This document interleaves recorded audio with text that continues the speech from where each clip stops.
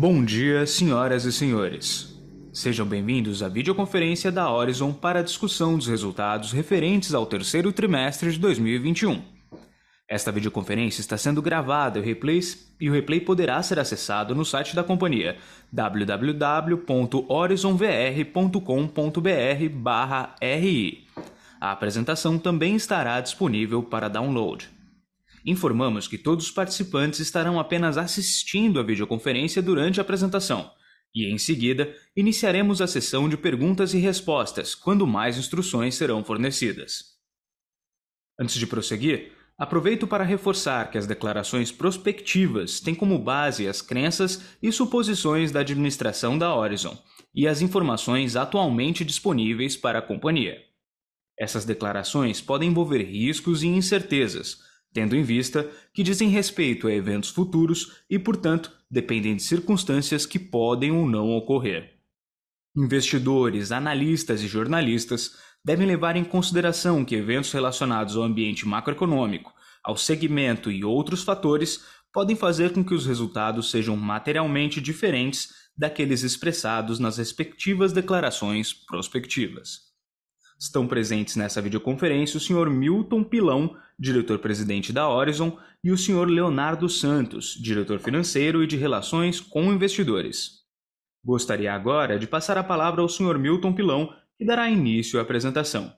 Por favor, Sr. Milton, pode prosseguir. Bom dia a todos. Primeiramente, gostaria de agradecer a presença dos investidores e de todos os espectadores aí para escutar a nossa apresentação de resultados. Meu nome é Milton Pilão, sou o CEO da companhia. Então, primeiramente, a gente vai passar aqui pelos destaques dos resultados, né? A gente, no próximo slide, aqui a gente mostra... Não, é o anterior. Um minuto aqui. Tá.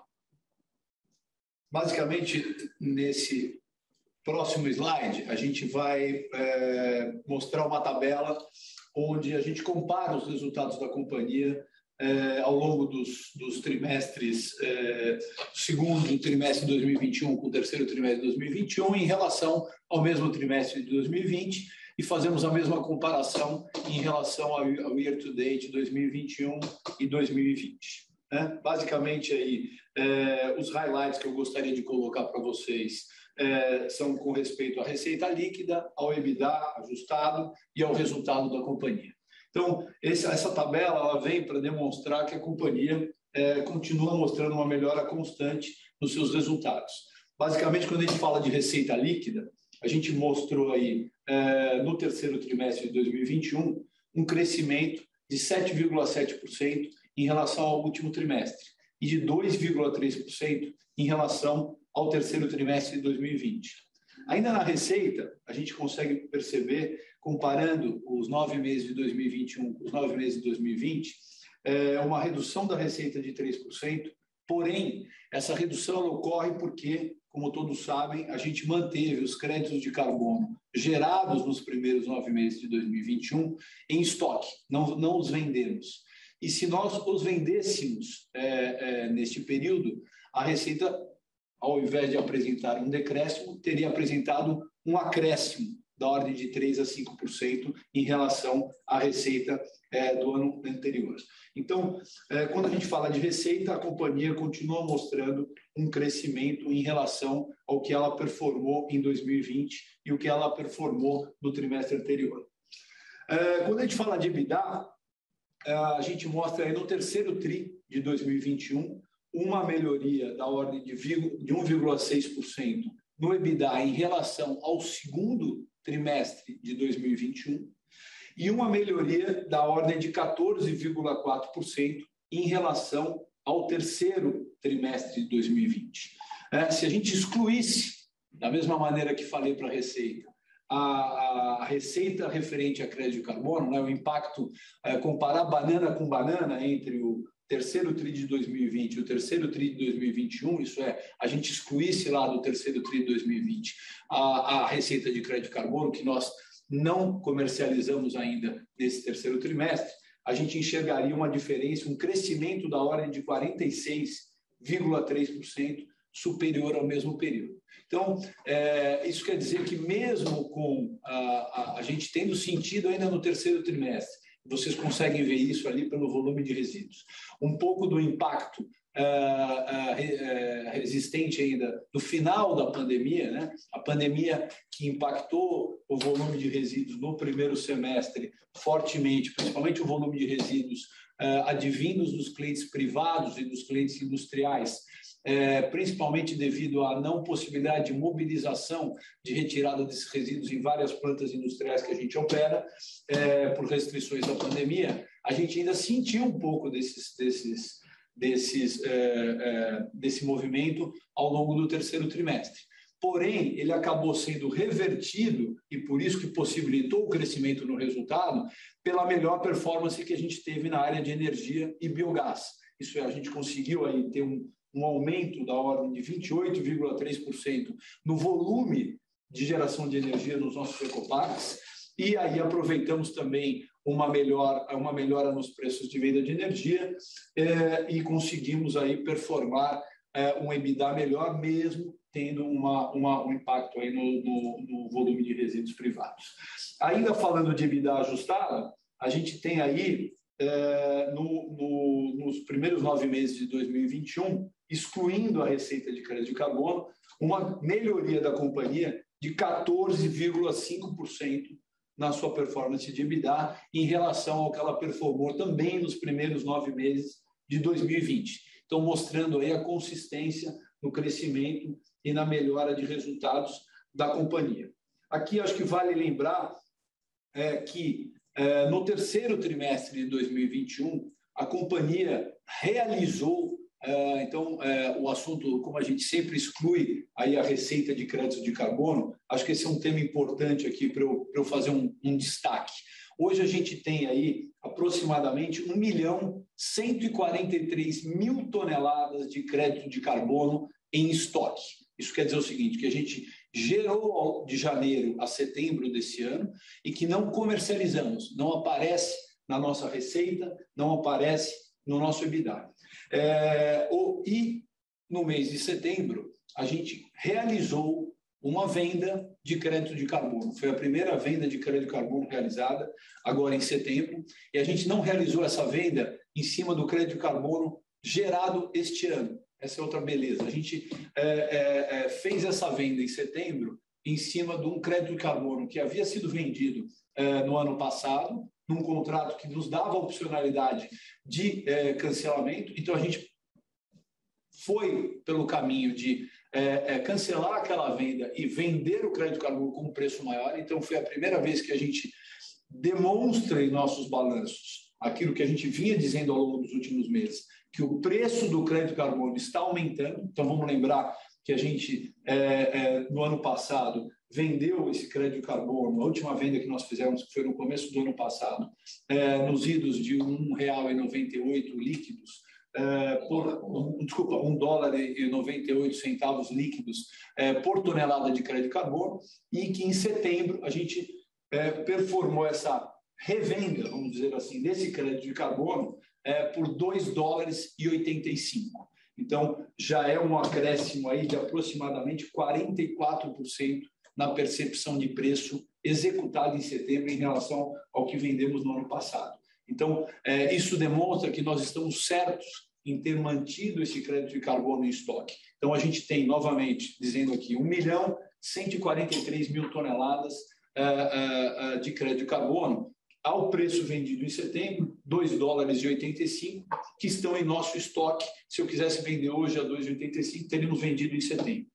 E aí, para vocês, também já dá a percepção, em outubro, novembro, que nós teremos aí novidades nesse quesito, performando vendas em preços superiores a $2,85 e mostrando de novo que a nossa estratégia de aguardar a venda desse crédito de carbono ao longo do tempo foi correta. Voltando aqui, então, para o slide, ainda falando do resultado líquido, a gente tem aqui falar um pouco do terceiro trimestre de 2021. Então, novamente, o nosso resultado líquido ele acaba sendo impactado por alguns eventos não recorrentes, além do proforma do crédito de carbono. Então, a gente faz aqui esse ajuste por esses eventos não recorrentes, seja do pagamento baseado em ações dado no IPO, seja ao custo de transações de M&A, e aí a gente mostra que esse resultado ajustado do trimestre já estaria nos idos de 9,6 milhões de reais, o que é 6 vezes superior ao terceiro trimestre de 2020.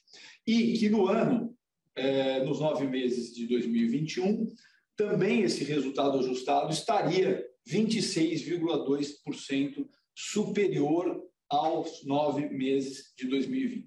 Então, isso quer dizer que, mesmo a gente ainda tendo passado por um ano, desses primeiros 9 meses, onde a pandemia impactou aí no volume de resíduos, a gente conseguiu, através da energia, através do biogás e sem ter vendido o crédito de carbono, performar resultados bastante interessantes, mostrando uma melhora constante. Então, agora eu vou passar para os próximos 2 slides de destaques financeiros, onde eu deixo aqui o meu CFO, o Léo, explicar um pouco para vocês. Bom dia a todos. Aqui no quinto slide, a gente busca, a gente traz em highlight a performance operacional da companhia, a margem EBITDA da ordem de 40%, mantendo consistência com essa margem no patamar de 40%.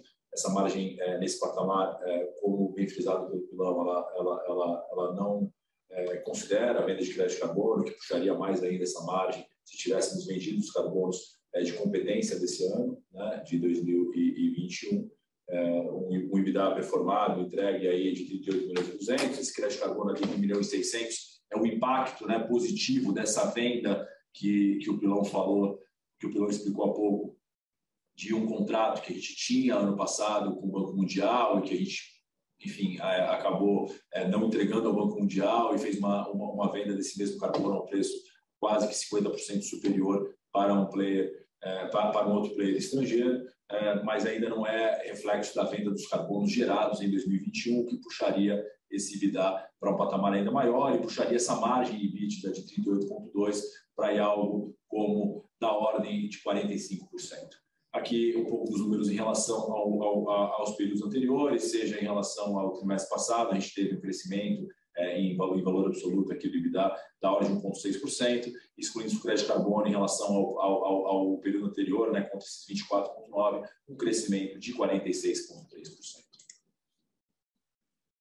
No próximo slide, a gente apresenta um pouco da estrutura de capital da companhia, uma companhia que vem demonstrando aí uma baixa alavancagem, a gente tem aí 0,52 vezes EBITDA em termos de alavancagem, um EBITDA nos últimos 12 meses, lembrando que a gente não tem crédito de carbono competência 2021, 149 milhões nos últimos 12 meses, se tivéssemos aqui o crédito de carbono nesses primeiros 6 meses do ano, a gente teria aqui algo como 10, 11 milhões a mais, estaríamos aí rodando já um EBITDA últimos 12 meses da ordem de 160 milhões, para uma dívida líquida de 77 milhões. Aqui ao lado direito a gente traz o cronograma de amortização dessa dívida, uma dívida que está aí no médio e longo prazo e que a gente está trabalhando fortemente para nos próximos dias, enfim, passar a vocês com uma perspectiva boa de alongamento mais ainda desse passivo e redução do custo de capital. Fala um pouco da agenda de crescimento, Pilão, nos próximos 2 slides, 3 slides. Bom, falando um pouco agora de crescimento, nós tivemos notícias bastante importantes, eventos bastante relevantes ao longo desse trimestre, que obviamente eles não são traduzidos nos números do terceiro TRI de 2021, mas se traduzirão em números ao longo dos próximos exercícios, certamente.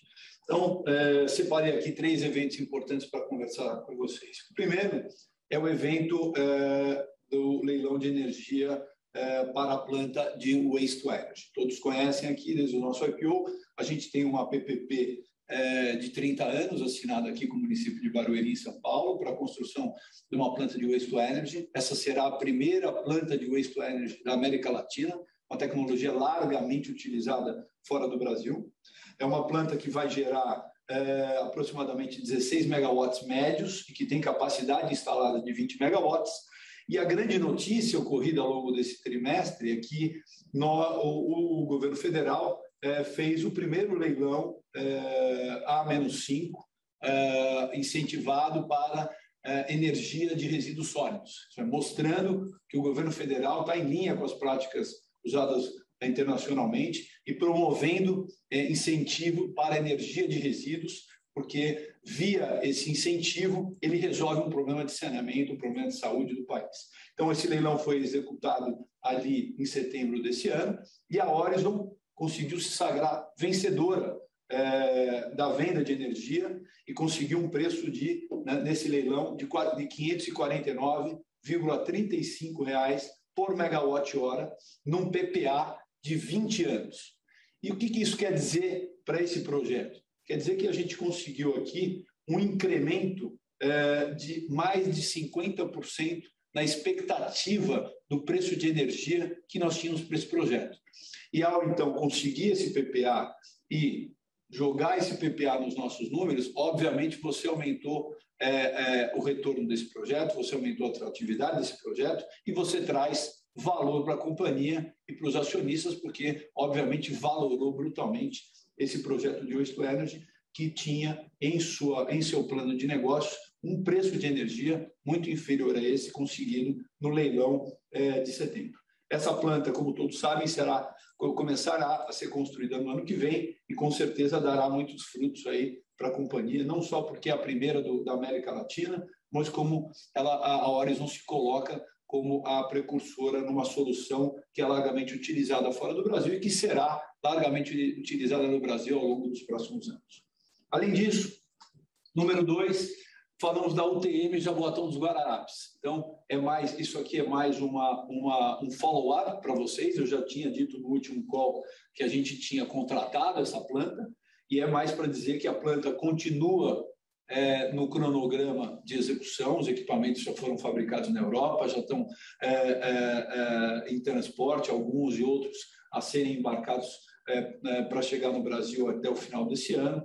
Então, a gente mantém o cronograma de montagem dessa planta no primeiro TRI e início de operação no segundo trimestre de 2022. Então, o importante era dizer para vocês que a planta continua no seu cronograma, dentro do seu cronograma original, e que, então, ela entrará em operação no segundo trimestre do ano de 2022, trazendo todos aqueles benefícios que a gente já veio discutindo nas últimas vezes. Essa é uma vertente forte de crescimento da companhia, por isso que é importante eu sempre trazer o follow-up em relação à construção dessa planta e a entrada de operação no segundo trimestre de 2022.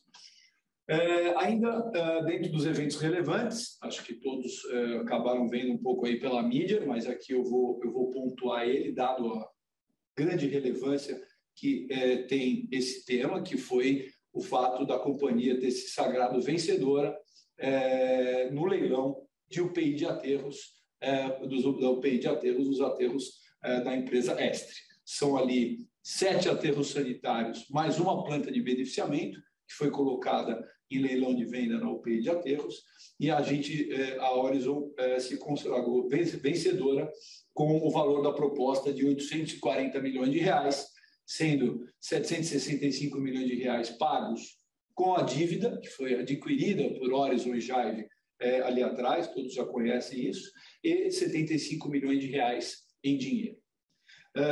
Basicamente, o importante aqui é dizer que, após essa transação, a Horizon adquiriu os créditos usados com dívida pela Jive. Então, como vocês veem aqui nesse esquemático logo embaixo, o cenário pré-transação mostra ali a Estre, dona da UPI Aterros, que possui esses aterros e essa planta de beneficiamento.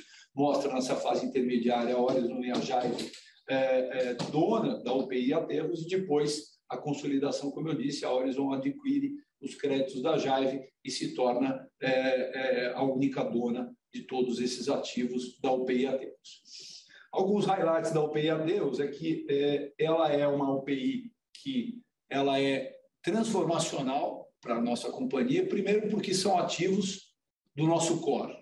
Segundo, porque ele trazem um volume de resíduos da ordem de 3,5 a 4 milhões de toneladas por ano para a companhia. Isso quer dizer que a companhia hoje, que opera com aproximadamente 4,5, 4,8 milhões de toneladas de resíduo, vai agregar aí quase outros 4 milhões de toneladas de resíduo no seu pipe. Por isso que muda a empresa de patamar e é transformacional. Aqui no slide abaixo, eu vou dar alguns highlights dessa transformação. Então, basicamente, hoje, nós operamos em 3 estados, Rio de Janeiro, Paraíba e Pernambuco, e vamos acrescentar aí aterros nos estados de São Paulo, Sergipe, Alagoas, mais um no Rio de Janeiro e um em Goiás. Isso quer dizer que, além de trazer um alto volume de resíduos para dentro da nossa operação, você também vai aumentar a capilaridade de atuação da companhia, aumentando aí o número de estados onde a gente opera. Então, a gente sai aí de 5 ecoparques para 12 ecoparques em operação. Além disso, e obviamente a nossa conta de múltiplo nessa aquisição, ela se baseou no EBITDA que a Estre hoje opera desses ativos. Aqui eu mostro embaixo o potencial que nós temos em termos de geração de biogás e de crédito de carbono também nesses ativos. E aqui eu estou nem colocando aqui números em termos de reciclagem, que também, obviamente, em todos esses ativos nós vamos poder replicar as UTMs. Mas só em geração de biogás e crédito de carbono, a gente dobra a nossa geração de biogás e, obviamente, a nossa geração de energia renovável com os ecoparques da Estre. Basicamente, os ecoparques da Estre têm muito pouca resultado advindo disso, porque eles não têm hoje a grande exploração nem do biogás e dos aterros. Então, esse é um grande upside que vem com o ativo e que não está hoje quantificado no EBITDA que está vindo. E, além disso, você tem a mesma upside nos créditos de carbono. Ambas opcionalidades, tanto do biogás como do carbono, de especialidades da Orismo, e que a gente vai imediatamente implantar nesses 7 ecoparques novos que virão, obviamente trazendo receitas adicionais e EBITDAs adicionais ao EBITDA que já está sendo adquirido com a compra dos aterros. Por fim, falando um pouco das melhores práticas de ESG, a gente aqui faz um destaque à publicação não sei se tiveram a oportunidade de ler, do primeiro relatório de sustentabilidade da companhia, que se deu em agosto. Nesse relatório, a gente ali especifica os 9 temas materiais constantes à nossa matriz de materialidade. Isso é, esses 9 temas foram um tema que adveio de pesquisa junto aos nossos stakeholders, aos nossos investidores, às comunidades que estão em volta dos ecoparques, aos funcionários e, mais uma vez, demonstra por que a Orizon tem o ESG no seu DNA. Isso é, essas 9 matrizes de materialidades, que vou dar alguns highlights em relação a elas, que falam de mudanças climáticas, falam do relacionamento com as comunidades locais no entorno dos ecoparques, falam da nossa responsabilidade social, falam de inovação e tecnologia, são todos temas materiais e ODS que já estão constantes das nossas práticas do dia a dia e que agora a gente tende a ampliar e a divulgar de uma maneira mais organizada para que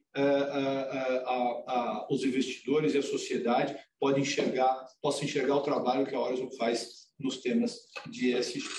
E, por fim, falando um pouquinho dos destaques dessas ações, a gente fala aí da nossa performance nos primeiros 9 meses em termos ambientais. Isso quer dizer, a gente evitou a emissão de 1.143.000 toneladas de CO2 equivalente para a atmosfera. Esse é um número extremamente relevante para o Brasil. Só um parênteses aqui, eu estive em Glasgow agora na semana passada, palestrando pela Orizon e mostrando a importância do tema saneamento e do tema aterros sanitários para o Brasil no que diz respeito ao atingimento da meta de diminuição de 30% de metano até 2030. Então, nós somos aí um ator principal na matriz brasileira de emissão de metano, e por isso tão importante quando a gente mostra esses números de metano, de CO2 evitado ao longo dos primeiros 9 meses. Além disso, nós tratamos nesse período 570 mil metros cúbicos de chorume proveniente da decomposição de resíduos. De novo, chorume esse que hoje, nos mais de 2.600 lixões que existem no país, continua indo para o lençol freático, e nas nossas operações a gente trata esse chorume, transforma ele, na sua maioria, em água de reuso, reutiliza nas nossas operações. E, por fim, o destino adequado de mais de 3,5 milhões de toneladas de resíduos sólidos gerados pela população brasileira, por indústrias e pelos grandes geradores. No quesito social, a gente definiu a implantação do Instituto Horizon. Como a gente vem falando já algumas vezes para outros investidores, a gente tem diversas ações sociais ao longo dos últimos 10, 15 anos na companhia, dado que a gente tem um trabalho muito forte com as comunidades que estão no entorno das nossas operações. Então, agora nós definimos a implantação do Instituto Horizon para que essas ações fossem organizadas e melhor traduzidas para o nosso público-alvo. Além disso, no lado da governança, a gente criou aqui um programa chamado Programa de Pesquisa e Inovação, programa que vai iniciar aí, em janeiro de 2022 e que tem o objetivo de estimular a inovação, né? A gente sempre brinca aqui que o lixo é uma matéria-prima que tem diversas opcionalidades. A gente hoje aproveita várias dessas opcionalidades, está aí no nosso resultado, fazendo biogás, fazendo energia, fazendo crédito de carbono, separando reciclados, mas o que a gente enxerga é que hoje existem diversas tecnologias em desenvolvimento do mundo para aproveitar ainda mais o lixo. Então, a nossa ideia foi criar um programa onde a gente vai fazer parcerias com universidades e centros de pesquisa para fomentar cada vez mais essas pesquisas de processamento e valorização do resíduo, para transformá-lo em valor, para transformá-lo em matéria-prima, para transformá-lo em energia, para transformá-lo em produtos que fomentem a economia circular e tragam mais valor ainda para a companhia.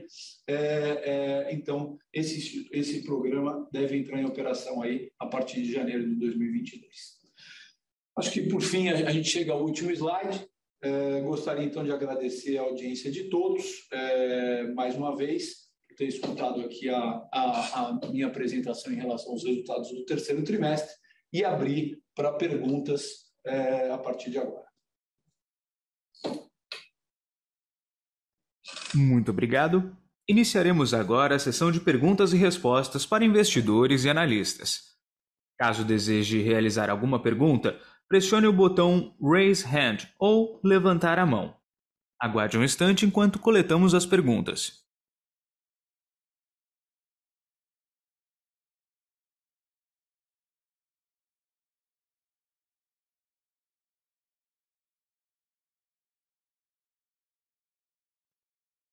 Nossa primeira pergunta vem de Carolina Carneiro, do Credit Suisse. Bom dia, tenho 2 perguntas. A primeira é sobre qual o calendário esperado de eventos até a conclusão da aquisição e qual seria o custo final da aquisição, considerando o valor a pagar para a aquisição Stake Jive ou JIV, e o funding será feito como? 2. Sobre o crédito de carbono, podem atualizar expectativas sobre a comercialização? Obrigado. Bom dia, Carol.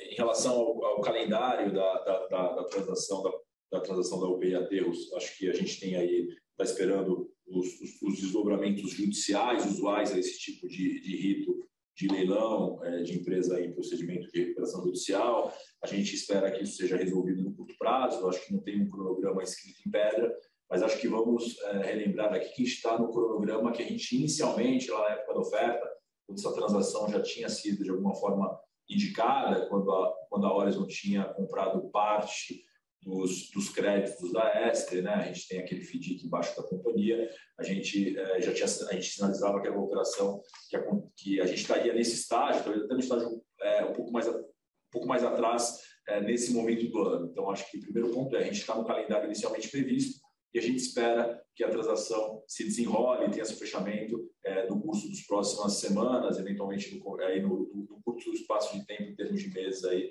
para frente. Não conseguimos escrever um cronograma em pedra, dado que depende aí dos desdobramentos do judiciário, mas usuais a esse tipo de transação no âmbito de processos de recuperação judicial. Em relação aos termos finais da transação, né, onde a Horizon adquire 100% da UPI Aterros, inclusive já um processo já aprovado no CAD, né, agora em setembro desse ano, o que a gente pode dizer aqui é que é uma operação em termos aí de múltiplos, por exemplo, a gente entende como bastante atrativo, né, feita, a gente viu aí algumas casas soltando relatórios tentando apontar um pouco dos múltiplos da transação. Acho que o que eu posso dizer é que não tá fora e que são em condições bastante aí, que a gente entende que agregam bastante valor para a companhia. Acho que em relação a essa transação, acho que eu vou deixar o Pilão falar um pouquinho sobre a comercialização dos créditos de carbono de competência de 2021, como é que a gente está vendo os preços no curto e médio prazo. Oi, Carol. Com relação aos créditos de carbono, a gente, então, como eu disse aí durante o call, a gente já demonstrou agora em setembro, com a venda desse crédito de carbono do ano passado, a $2,85, né? Aquela nossa percepção de melhoria de preço, né? Vocês vão ver agora, ao longo desse trimestre aqui, que nós já vamos fazer uma segunda venda num preço superior a esse, significativamente superior, e a gente tem aí uma perspectiva de ainda mais crescimento nessa percepção de preço. Então, voltando aqui, acho que a gente tem aquilo que a gente esperava está ocorrendo. Glasgow está indo com uma perspectiva muito boa. Você teve aí mais de 100 países estando comprometidos com as metas que estão sendo discutidas em Glasgow. Obviamente, isso imediatamente traz uma percepção melhor de valor para esses ativos. Glasgow mostrou que hoje existe muito mais demanda por ativos de crédito de carbono para atingir essas metas que estão sendo discutidas ali e que já foram até colocadas em pedras, como por exemplo a diminuição de 30% de metano. Já existe muito mais demanda do que oferta, o que indica que o preço vai sofrer novamente uma pressão para cima. Então, a gente mantém a nossa estratégia de, aos poucos, ir executando vendas, o que eu acho que é importante até para os nossos investidores enxergar que a nossa tese está certa, nós vamos concretizando pequenas vendas para mostrar, marcando esse caminho do preço que saiu lá de 1,98, passou ali por $2,85 em setembro. Vocês vão ver nesse trimestre já tem uma maior, e assim vai. A nossa expectativa é que esse preço, ele para o mercado voluntário, ele ainda tem um espaço aí de pelo menos algo entre $1 e $1,50 para cima dos $2,85 no mercado voluntário, sem contar outros possíveis upsides que seriam no mercado regulado, e aí sim depende especificamente do acordo do artigo 6 da COP. Esse aí sim poderia destravar um preço bem maior, aí um preço com 2,85 multiplicado.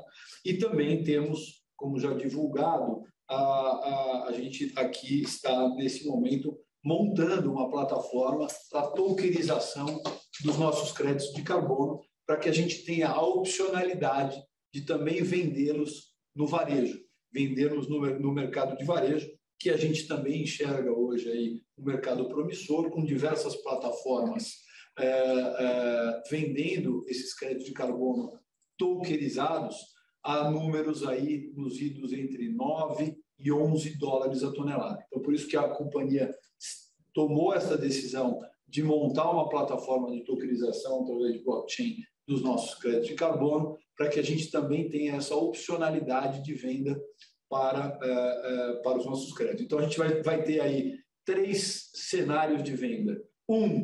Essa expectativa de melhora no voluntário, que já está se demonstrando na prática, na nossa comercialização. 2, mercado regulado, o que vem de Glasgow aí após a finalização dos acordos. 3, tokenização e vender parte desse crédito no varejo, ganhando esse upside de preço que hoje já existe no mercado de tokenização. Lembrando que para fazer perguntas por áudio, pressione o botão Raise Hand ou levantar a mão. E para fazer perguntas por escrito, pressione o botão Q&A. Nossa próxima pergunta vem do Sr. Max Bueno, da Mapfre Investimentos. Bom dia, Milton. Parabéns pelos resultados. Em relação aos aterros recentemente adquiridos da Estre, qual o CAPEX estimado para a exploração de suas opcionalidades e a previsão para início de suas operações? Adicionalmente, qual será a participação final da Horizon no negócio?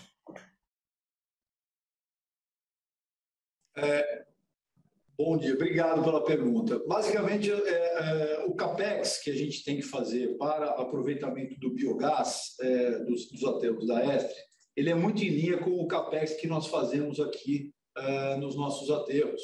Basicamente, os aterros da Estre, eles têm hoje as instalações de captação de biogás feitas durante a construção dos seus aterros. Isso não são aterros que não têm as estruturas de captação. Eles possuem as estruturas de captação. O que eles não têm, sim, são as tecnologias de monitoramento, sucção que a gente tem hoje nos nossos aterros para melhor aproveitamento desse biogás. Então, é óbvio que nós vamos aumentar a quantidade de campos dentro dos aterros da Estre. A gente vai implementar as nossas tecnologias de monitoramento de campos. A gente tem monitoramentos eletrônicos hoje que monitoram segundo a segundo a pressão do campo e aí eles acertam a melhor eficiência de sucção do biogás nos campos de aterro, mas esses CAPEX eles não são relevantes. Ele é muito mais o nosso know-how e a nossa tecnologia do que um CAPEX relevante de necessidade de construir uma nova estrutura de captação. Isso eu falo para captação do biogás, né, que é o que a gente faz hoje aqui nas nossas plantas, nos nossos ecoparques atuais.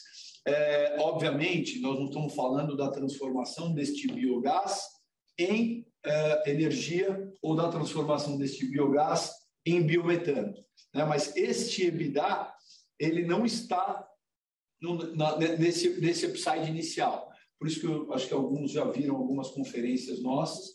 A gente hoje pensa estrategicamente para o ano que vem em montar uma empresa, uma companhia da Horizon, chamada Horizon Biometano e Energia Renovável, que seria uma companhia que faria, sim, a compra desse biogás, em vez de a gente vender esse biogás, nós temos uma opção, fazer esse CAPEX que eu disse agora, que é um CAPEX pequeno, que está dentro das operações, e simplesmente vender o biogás para terceiros, e aí um CAPEX pequeno obter ali um EBITDA da venda do biogás, que é o que a gente faz hoje na Horizon, ou, além de vender o biogás e capturar esse ganho do biogás, criar uma companhia que vai, num segundo momento, construir as plantas de transformação do biogás em energia ou biometano e também capturar esse EBITDA que está do outro lado, que está do lado do biogás to energy ou biogás to biometano. Então, essa é uma perspectiva da companhia. Hoje, na Horizon, vocês conhecem os nossos contratos, a gente hoje só vai até o EBITDA do biogás, mas no futuro, nos ecoparques da Estre, a gente pretende sim entrar no mercado de transformar esse biogás em biometano e energia, e aí sim você tem CAPEX mais relevantes, mas isso se dará num segundo momento, por isso que a gente vem preparando essa estratégia para o ano que vem. Assim que os aterros todos estiverem consolidados na nossa operação, a gente já tiver com o biogás sendo gerado e capturando esse EBITDA do biogás, a gente pretende dar mais um passo, eu chamo até de segunda onda de crescimento forte da companhia, porque essa é uma grande companhia de energia e biometano que a gente pode construir aqui e que vai fazer o processamento desse volume gigantesco de biogás que vai ter na nossa base de aterros. Basicamente, a nossa estrutura, a nossa estratégia foi, primeiro vamos capturar todos os bancos de lixo, né? Que é capturar a matéria-prima, que é garantir a matéria-prima. Então, com essa aquisição, com outras aquisições que estão no nosso pipe, a gente deve, ao longo dos próximos 3 meses, consolidar todos esses aterros. E aí, com esse volume de aterros e com esse volume, obviamente, de campo de gás, nós vamos criar escala para montar uma grande companhia de energia renovável e biometano que vai comprar o biogás dos aterros e vai transformar num outro produto ali e adicionar um EBITDA na nossa base. Então, essa acho que espero ter explicado aí, mas é basicamente essa a estratégia da companhia. Em relação acho que no finzinho você perguntou qual seria a participação da Orizon na compra da UPI. É 100%. Tá? Não sei se eu fui claro. A Jaive comprou uma parte da dívida, a Orizon comprou outra parte da dívida. Agora, tem até um slide aí que mostra isso, a gente agora, na conclusão da aquisição, a gente adquiriu os créditos da Jaive. Então, a Orizon ela vai ser 100% dona da UPI Aterros. Esse slide que está na tela aí agora. Lembrando que para fazer perguntas por áudio, basta pressionar o botão Raise Hand ou levantar a mão. E para realizar perguntas por escrito, utilize o botão Q&A. A nossa próxima pergunta será realizada por áudio pelo Sr. Marcelo Bahia. Por favor, Sr. Marcelo, libere seu microfone para realizar a pergunta. Oi, Pelão e Léo, tudo bem? Obrigado aí pela apresentação. Na verdade, eu tenho uma pergunta até bem simples, né? Teve um slide que vocês mostraram alguns dados dos ativos da Estre, né? E me chamou a atenção que o volume de crédito de carbono, né, que vocês mostraram lá é até maior do que vocês estão gerando hoje nos ativos da Orizon, né? Isso apesar de vocês terem comentado que os ativos da Estre têm um volume menor, né, do que a operação atual de vocês, né? Vocês poderiam explicar um pouquinho melhor essa diferença? Isso tem a ver com os fatos desses aterros de receberem mais lixo orgânico, ou eles têm uma estrutura tal que permite captar mais biogás, né, de forma mais eficiente por tonelada do que nos aterros atuais, ou se tem algum outro motivo? Obrigado aí. Imagina, obrigado você, Marcelo. A resposta é bastante simples. A gravimetria do lixo que vem nesses aterros da Estre, ela é um pouco diferente do que a gente recebe hoje nos nossos ecoparques. Especificamente no ecoparque de Nova Iguaçu e no ecoparque de Jaboatão dos Guararapes, a gente tem um volume de RCC, essa é uma sigla difícil para todos, mas RSU quer dizer resíduo sólido urbano, RCC é resíduo de construção civil. A gente tem um volume de resíduo de construção civil alto nos nossos ativos. Quando a gente fez a avaliação das UPIs aterros da Estre, a gente verificou que aqui, principalmente em São Paulo, onde está a grande parte do volume, e ali nos aterros do Nordeste, ele tem muito pouco resíduo de construção civil. Os resíduos de construção civil nessas regiões são enviados para outros ativos e não para eles. Então, o percentual de resíduo sólido urbano é maior. Isso quer dizer o quê? Que o percentual de lixo orgânico é maior. E o biogás vem de onde? Vem do lixo orgânico. Então, apesar do volume de resíduos ser menor, você tem praticamente o mesmo volume de crédito de carbono e biogás advindo desses aterros, porque porque o biogás ele advém da decomposição do resíduo orgânico, ele não advém do resíduo de construção civil inerte, né? Que quando eu chamo inerte é a pedra, é o que vem dentro do resíduo de construção civil. O inerte não gera nada de biogás.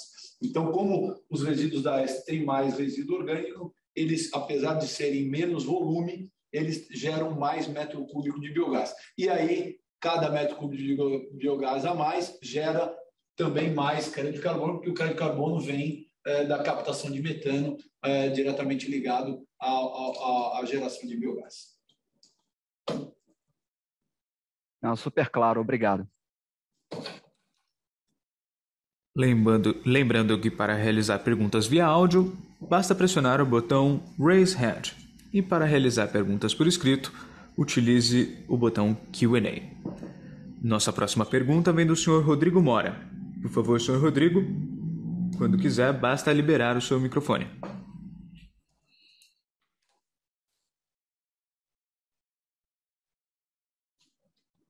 Hello, do you hear me? Yes, now we hear Yes. you. My question was answered. Thank you. Okay. Thank you. Great. Thank you.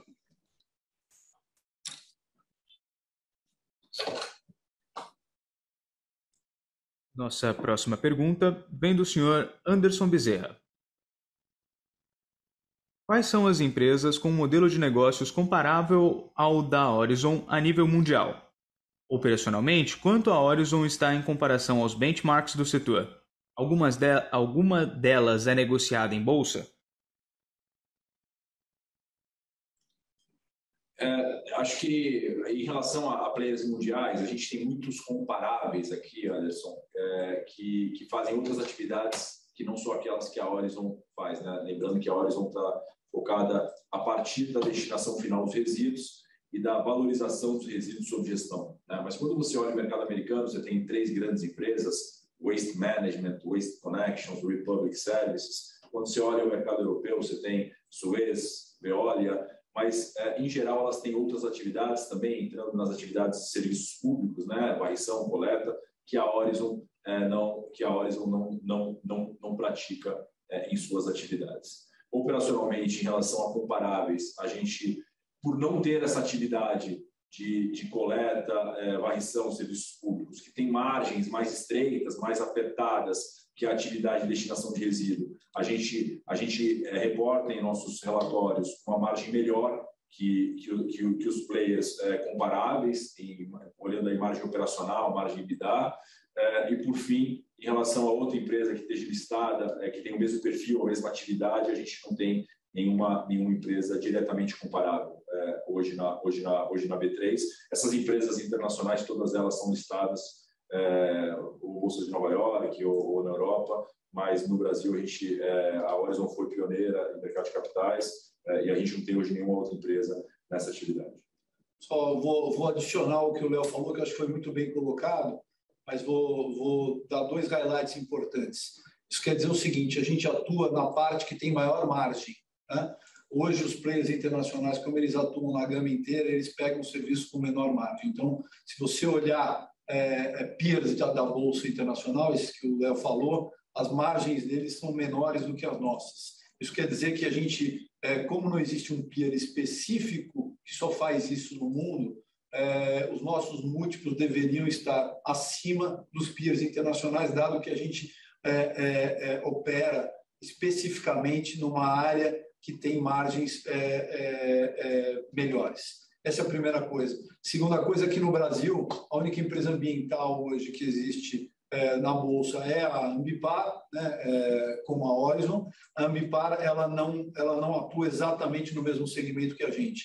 A gente, na área de environmental da Ambipar, ela atua especificamente no resíduo industrial, né? A gente, hoje, como você viu aqui, a gente com os ecoparks, nós atuamos em toda a cadeia de resíduos e se você tiver uma ordem de grandeza de geração de resíduos no país, você pode dizer que aproximadamente 70% dos resíduos gerados no país vêm dos domicílios, 20% vem aí de 15% vem de grandes geradores, entre 10% e 15% vem de indústrias. A Ambipar está focada naquele resíduo que vem do mercado industrial. Já nós não, a gente pega toda a gama de resíduos desse 100%, tanto de indústrias, tanto de grandes geradores, como dos domiciliares.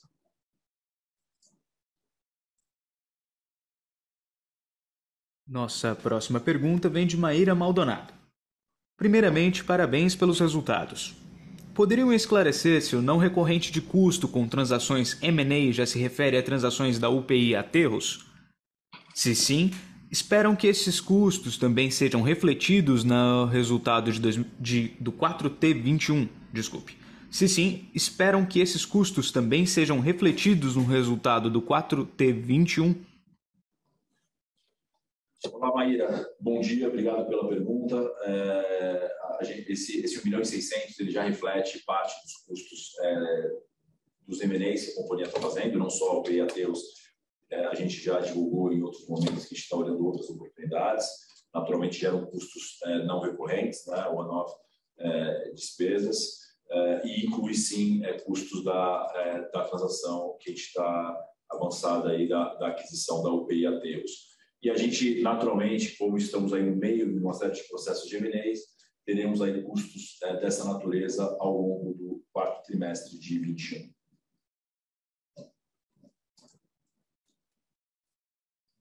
Nossa próxima pergunta vem de Kaique Dantas. Bom dia, parabéns pelos resultados.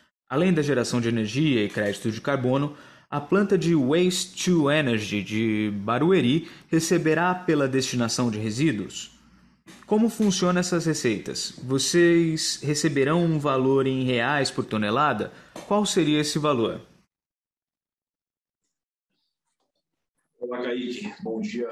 Obrigado pelas perguntas. Sim, a planta de Barueri, além dos créditos de carbono, além da venda de energia, ela também faz um serviço de destinação e tratamento dos resíduos daquela localidade e dos municípios e dos clientes do entorno. A gente recebe, sim, um valor. A métrica é exatamente essa, um valor em reais por tonelada, que hoje a gente está falando de um preço médio esperado, e esse preço claro que ele anda com a inflação, ele está ali superior a 120, 130 reais por tonelada.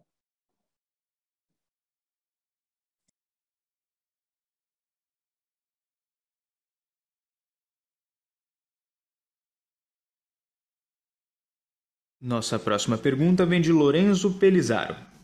Como anda a gestão da dívida da empresa, visando reduzir o seu custo? Olá, Lorenzo, obrigado. A gente está trabalhando forte para que a gente melhore esse perfil do endividamento, redução do custo e melhora do duration, com a expectativa de termos boas notícias aí no curto prazo.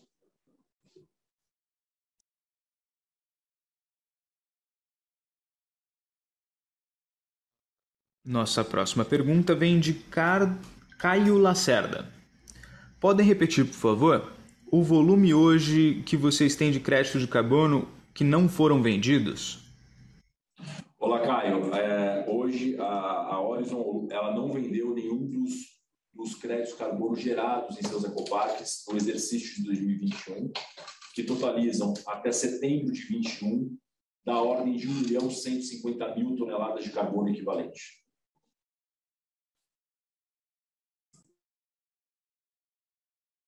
Encerramos agora a sessão de perguntas e respostas. Gostaria de passar a palavra ao Sr. Milton Pilão, para que faça suas considerações finais. Por favor, Sr. Milton. Mais uma vez, obrigado a todos aí pela participação no call. Acho que esse foi um trimestre muito feliz para nós, por a gente, além de continuamente apresentar uma melhora nos resultados em relação às nossas operações do dia a dia, demonstrando que a gente colocou no IPO, é uma empresa de infraestrutura que tem margens boas e uma operação perene, mas mais do que isso, ter conseguido aí concretizar dois grandes eventos que serão transformacionais aí para a companhia. Obviamente, o primeiro dele é essa compra dos aterros em UPIs, que será transformacional para essa companhia, já falamos bastante aqui durante o call. E número 2, o ganho do leilão da Waste to Energy, que permitirá a primeira planta desse tipo na América Latina, que também será uma planta transformacional nesse mercado. Então, mais uma vez, agradeço e estou à disposição aí para perguntas que quiserem fazer por e-mail que acabaram ficando de fora aqui do tempo que tivemos. A videoconferência da Horizon está encerrada. Agradecemos a participação de todos e tenham uma excelente tarde.